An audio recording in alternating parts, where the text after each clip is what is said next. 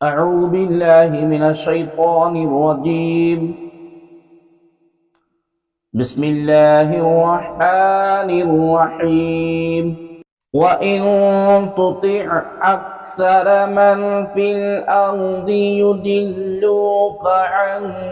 سبيل الله إن يتبعون إلا الظن وإن هم إلا يخرصون.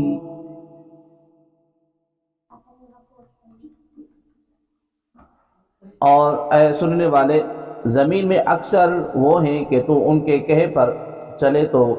تجھے اللہ کی راہ سے بہکا دے. یہ صرف گمان کی پیروی کرتے ہیں اور یہ صرف انداز لگا رہے ہیں. وَإِن تُطِعْ أَكْثَرَ مَن فِي الْأَرْضِ، اور اگر تو زمین میں موجود اکثر لوگوں کی اطاعت کرے. اس سے پہلی آیت میں اللہ تبارک و تعالی نے کفار کے شبہات کا جواب دیا. پھر اللہ تبارک و تعالی نے نبی مکرم صلی اللہ علیہ وآلہ وسلم کی نبوت کے درست ہونے کے دلائل کے ساتھ بیان کیا، اور اب بیان فرمایا جا رہا ہے کہ جب شہادت زائل ہو گئے اور دلائل بھی واضح ہو چکے تو اب کسی عقل مند کے لیے جائز نہیں کہ وہ جاہلوں کی گفتگو کی طرف توجہ کرے، اور نہ ہی ان کے فاسد کلمات کی وجہ سے تشویش میں مبتلا ہو. لہذا اے سننے والے، اگر تو زمین میں موجود اکثر لوگوں یعنی کافروں کی غلط باتوں یعنی حق کو باطل اور باطل کو حق سمجھنے میں ان کی پیروی کرے گا تو یہ تجھے اللہ تبارک و تعالیٰ کے راستے سے بھٹکا دیں گے. ایک قول یہ ہے کہ اس سے جاہل اور نفسانی خواہشات کے پیچھے چلنے والے لوگوں کی پیروی مراد ہے. اس آیت میں یہ پہلو بھی داخل ہے کہ عوام ایسے لوگوں سے بھی محتاط رہے جو اسلام کا لبادہ اوڑھ کر اسلامی تعلیمات کی اشاعت کو اپنی ڈھال بنا کر اسلام ہی کی بنیادیں کھوکھلی کرنے میں مصروف ہیں. ان کے بارے میں علماء حق سے معلومات حاصل کر کے ان سے بچنے کی کوشش کریں. دین کے مسلمہ امور میں ان کی قیاس آرائیاں حق کو باطل اور باطل کو حق ظاہر کرنے میں ان کی صرف کی ہوئی توانائیاں کسی کام کی نہیں. ان کی پیروی دنیا اور آخرت کے عظیم خسارے کا سبب بن سکتی ہیں. مسلمان کو چاہیے کہ دینی امور میں صرف اللہ تبارک و تعالی جل جلالہ اور اس کے رسول کریم صلی اللہ علیہ وآلہ وسلم کی پیروی کریں، ان کے مقابلے میں کسی کی بھی پیروی نہ کریں. اہل حق، علماء اور مجتہدین کی پیروی در حقیقت اللہ تبارک و تعالی جل جلالہ اور اس کے رسول کریم صلی اللہ علیہ وآلہ وسلم کی پیروی ہے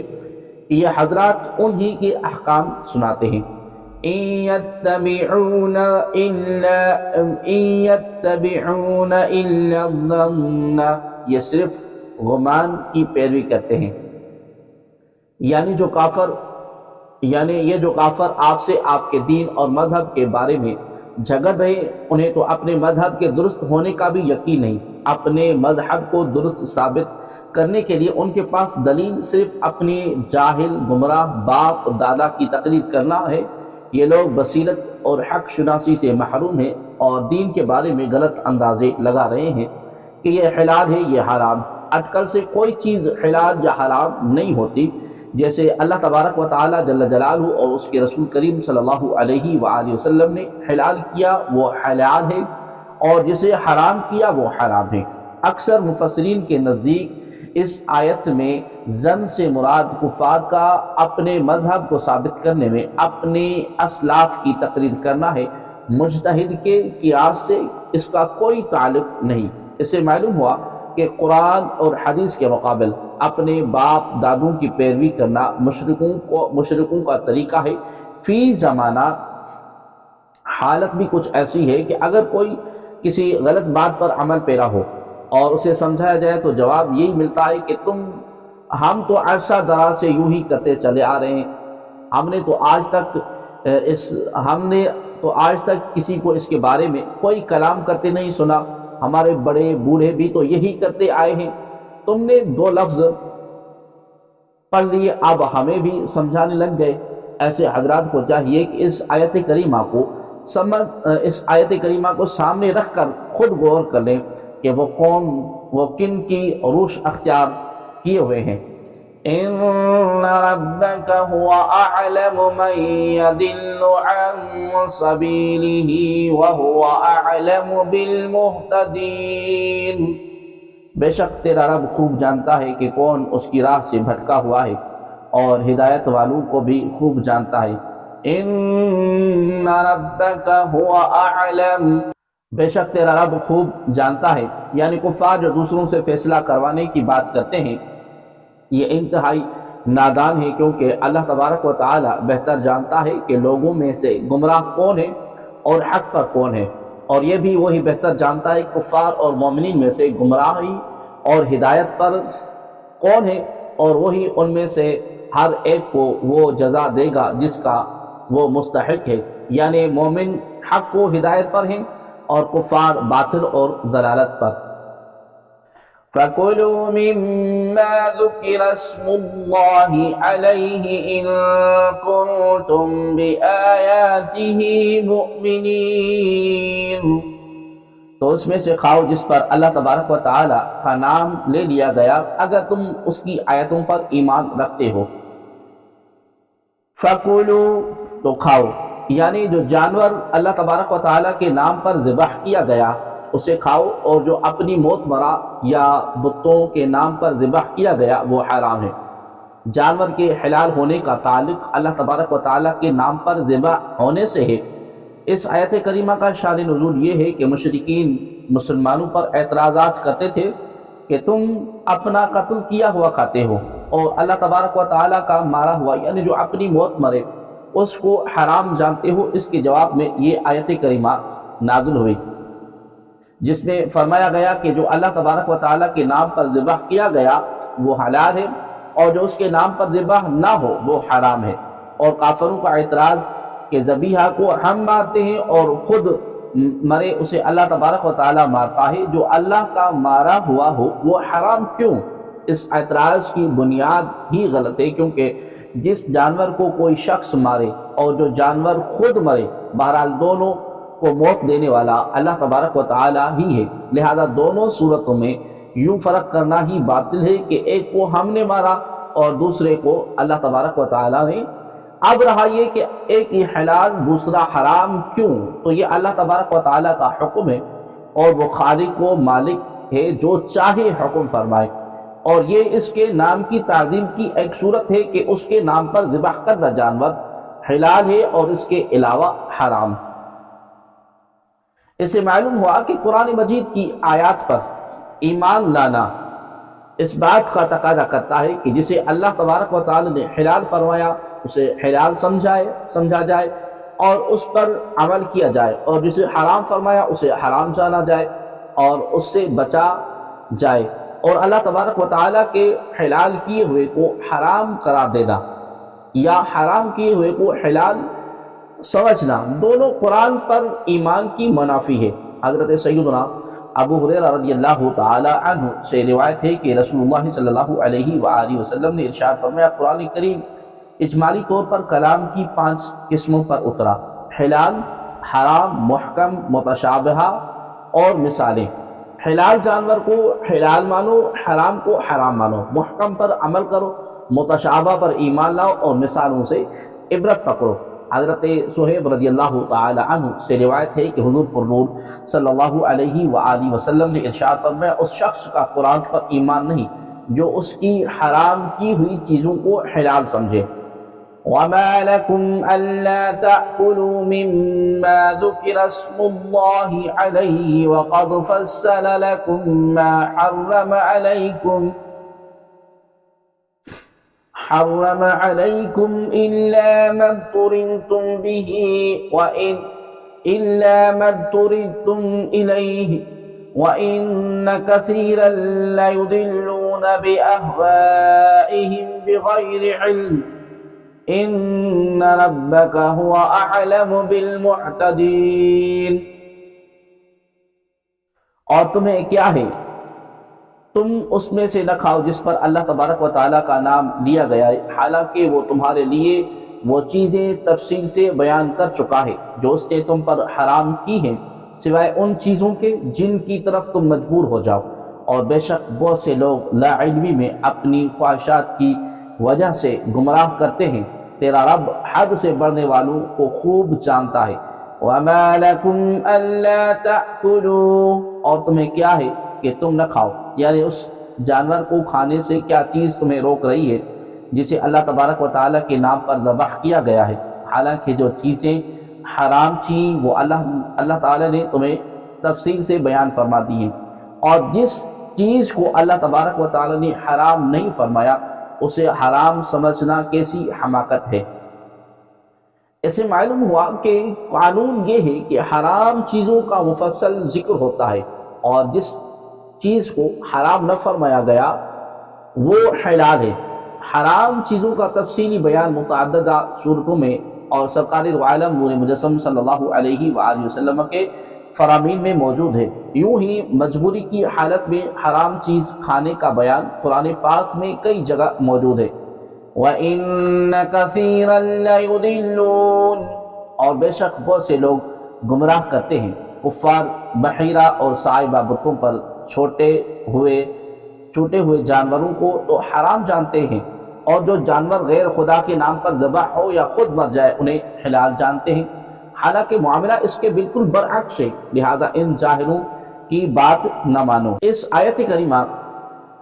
کو پڑھ کر وہ لوگ غور کریں جو اپنی نفسانی خواہشات کی وجہ سے چیزوں کو حرام یا حلال قرار دے کر گمراہ کرتے ہیں، شریعت سے ان کا کوئی تعلق نہیں۔ اس طرح ان حضرات کو بھی غور کرنے کی حاجت ہے جو اس جانور کو حرام کی صف میں داخل کر دیتے ہیں کہ جسے ذبح کرتے وقت اللہ تبارک و تعالیٰ کا نام لے کر ذبح کیا گیا، اور اس سے مقصود کسی ولی یا بزرگ کو ثواب پہنچانا تھا۔ ان ربک هو اعلم بالمعتدین، بے شک تیرا رب حد سے بڑھنے والوں کو خوب جانتا ہے، یعنی اے حبیب صلی اللہ علیہ وآلہ وسلم، آپ کا رب ان لوگوں کو خوب جانتا ہے جنہوں نے اس چیز کو حرام قرار دے دیا جسے اللہ تبارک و تعالی نے حلال کیا، اور جسے اس نے حرام کیا اسے حلال کہہ دیا۔ اللہ تبارک و تعالی انہیں ان کی حرکتوں کی سزا دے گا۔ اس آیت مبارکہ سے ان لوگوں کو بھی ڈرنا چاہیے جو بغیر علم محض اپنی رائے سے حرام و حلال کا غلط فتویٰ دیتے ہیں۔ وَذَرُوا ظَاهِرَ الْإِثْمِ وَبَاطِنَهُ إِنَّ الَّذِينَ يَكْسِبُونَ الْإِثْمَ سَيُجْزَوْنَ بِمَا كَانُوا يَقْتَرِفُونَ، اور ظاہری اور باطنی سب گناہ چھوڑ دو، بے شک جو لوگ گناہ کماتے ہیں انہیں عنقریب ان گناہوں کا بدلہ دیا جائے گا جن کا وہ ارتکاب کرتے تھے۔ وَذَرُوا ظَاهِرَ الْإِثْمِ وَبَاطِنَهُ، اور ظاہری اور باطنی سب گناہ چھوڑ دو۔ ظاہری اور باطنی گناہ کی تفصیل میں دو قول ہیں۔ نمبر ایک، ظاہری گناہ سے مراد وہ گناہ ہے جن کا ارتکاب اعلانیہ اور مجمع عام میں ہو، اور باطنی گناہ سے مراد وہ گناہ ہیں جو چھپ کر کیے جائیں۔ ظاہری گناہ سے مراد وہ گناہ ہیں جو ظاہری اعضاء سے کیے جائیں، اور باطنی گناہ سے مراد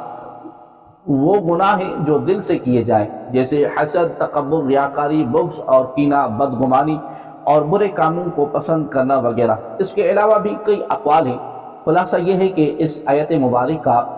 میں ہر طرح کے گناہوں سے باز رہنے کا حکم دیا گیا ہے، چاہے گناہ کا تعلق جسم سے ہو یا دل سے یا نیت سے یا ارادہ سے، اعلانیہ گناہ ہو یا چھپ کر۔ ان الذین یکسبون الاثم، بے شک جو لوگ گناہ کماتے ہیں، یعنی وہ لوگ جو اللہ تبارک و تعالیٰ کے منع کیے ہوئے کام کرتے ہیں اور ان گناہوں کا ارتکاب کرتے ہیں جو اللہ تبارک و تعالیٰ نے حرام کیے ہیں، تو انہیں عنقریب آخرت میں دنیا میں کیے ہوئے گناہوں کی سزا دی جائے گی۔ یاد رہے کہ جس مسلمان نے مرنے سے پہلے اپنے گناہوں سے سچی توبہ کر لی تو اسے آخرت میں سزا نہ ہوگی۔ البتہ جس مسلمان نے اپنے گناہوں سے توبہ نہ کی تو اس کا معاملہ اللہ تبارک و تعالیٰ کی مشیت پر موقوف ہے۔ وہ چاہے تو اس کے گناہ کی سزا دے، اور چاہے تو اپنے فضل و کرم سے اس کے گناہ معاف کر دے، لیکن اللہ تبارک و تعالیٰ کا فضل اور کرم ہونے کی امید باندھ کر گناہوں میں مصروف رہنا انتہائی نادانی ہے، کیونکہ گناہ گاروں کی ایک تعداد ضرور جہنم میں جائے گی، اور کوئی گناہ گار یہ نہیں جانتا کہ قیامت کے دن اللہ تبارک و تعالیٰ اس کے گناہوں کو یقینی طور پر معاف فرما دے گا۔ علامہ اسماعیل حقی رحمۃ اللہ تعالی علیہ فرماتے ہیں، بے شک سب گناہ گار مشیت کی خطرے میں ہیں، بلکہ اطاعت گزار بھی نہیں جانتے کہ ان کا خاتمہ کیسا ہوگا۔ تو اے گناہ گارو، تم دھوکے میں مت رہنا، کیونکہ اللہ تبارک و تعالیٰ کی عنایت ہر گناہ گار کو حاصل نہ ہوگی، اور نہ ہی تمہیں یہ معلوم ہے کہ تم ان لوگوں میں سے ہو جنہیں معاف کرنے کا اللہ تبارک و تعالیٰ نے ارادہ فرمایا ہے۔ امام محمد غزالی رحمۃ اللہ تعالی علیہ فرماتے ہیں، جو انسان یہ آس لگائے بیٹھے کہ میں مومن ہوں اور اللہ تبارک و تعالیٰ مومنوں کے گناہ معاف کر دے گا، تو اسے یہ تصور کرنا چاہیے کہ شاید اللہ تبارک و تعالیٰ اس کے گناہوں کو معاف نہ کرے، اور یہ بھی ممکن ہے کہ جب انسان اطاعت نہ کرے تو اس کا ایمانی درخت کمزور ناتواں ہو جائے، اور نزا کے وقت موت کی سختیوں کے تند جھونکوں سے اکھڑ جائے، کیونکہ ایمان ایک ایسا درخت ہے جس کی پرورش عبادت کے پانی سے ہوتی ہے، اور جب اسے یہ پانی نہ ملا اور اس نے قوت نہ پکڑی تو اس کے اکھڑ جانے کے خطرات ہر وقت اس پر منڈلاتے رہتے ہیں۔ اگر وہ اپنا ایمان سلامت لے گیا تو یہ بھی امکان ہے کہ اللہ تبارک و تعالیٰ اسے بخش دے، اور یہ بھی ممکن ہے کہ اسے عذاب میں مبتلا کر دے۔ لہذا اس آسرے میں بیٹھے رہنا کہ اللہ تبارک و تعالیٰ مجھے بخش دے گا بہت بڑی حماقت ہے، اور اس شخص کی مثال اس آدمی کی طرح ہے جو اپنے مال اور اسباب کو تباہ کر کے اور بال بچوں کو بھوکا چھوڑ کر یہ خیال کرے کہ شاید ویرانے میں خزانہ مل جائے، یا اس شخص کی مثال اس آدمی کی طرح ہے جو کسی ایسے شہر میں رہ رہا ہو جسے لوٹا جا رہا وہ اپنے خزانے اس امید پر نہ چھپائے کہ ہو سکتا ہے جب لوٹنے والے ہمارے گھر میں آئے تو وہ آتے ہی مر جائے گا، یا اندھا ہو جائے گا، یا وہ میرے گھر کو دیکھ نہ سکے گا۔ یہ سب باتیں اگرچہ ممکن ہیں، لیکن ان پر اعتماد کرنا اور احتیاط سے ہاتھ اٹھا لینا حماقت ہے۔ آپ رحمۃ اللہ تعالی علیہ احیاء العلوم میں فرماتے ہیں کہ گناہ ایمان کے لیے اس طرح نقصان دہ ہے جیسے مضر صحت کھانے جسم کو نقصان پہنچاتے ہیں، وہ معدے میں جمع ہوتے رہتے ہیں، حتیٰ کہ اخراط یعنی صفرا، بلغم وغیرہ مزاج کو بدل دیتے ہیں اور اس کو پتہ بھی نہیں چلتا، یہاں تک کہ اس کا مزاج بگڑ جاتا ہے اور وہ اچانک بیمار ہو جاتا ہے، پھر اچانک مر جاتا ہے۔ تو گناہوں کا معاملہ بھی یہاں یہی ہے۔ چنانچہ نتیجہ یہ ہوا کہ جب اس فانی دنیا میں ہلاکت کے خوف سے وہ زہر سے بچتا ہے اور کھانوں سے فوری طور پر بھی اور ہر حال میں بچتا ہے جو نقصان دہ ہوتے ہیں، تو ابدی ہلاکت سے ڈرنے والے پر بدرجہ اولا گناہوں سے اجتناب ضروری ہے۔ اور جب زہر کھانے والے پر لازم ہے کہ جو ہی نادم ہو طے کرے اور اسے کھانے سے رجوع کرے اور اسے معدے سے نکال دے، اور یہ عمل فوری طور پر کرے تاکہ اس کا جسم ہلاکت سے بچ جائے، حالانکہ اس کا نقصان صرف دنیوی ہے، جبکہ دین کے معاملوں میں گناہوں کی صورت میں زہر کھانا بدرجہ اولا نقصان دہ ہے، تو اسے رجوع کرنا چاہیے، اور جس قدر ممکن ہو تدارک کرے جب تک کہ اس کے لیے مہلت ہے اور وہ اس کی زندگی ہے، کیونکہ جس کو اس زہر کا خوف اس لیے ہے کہ باقی رہنے والی آخرت سے محروم ہو جائے گا، جس میں ہمیشہ کی نعمتیں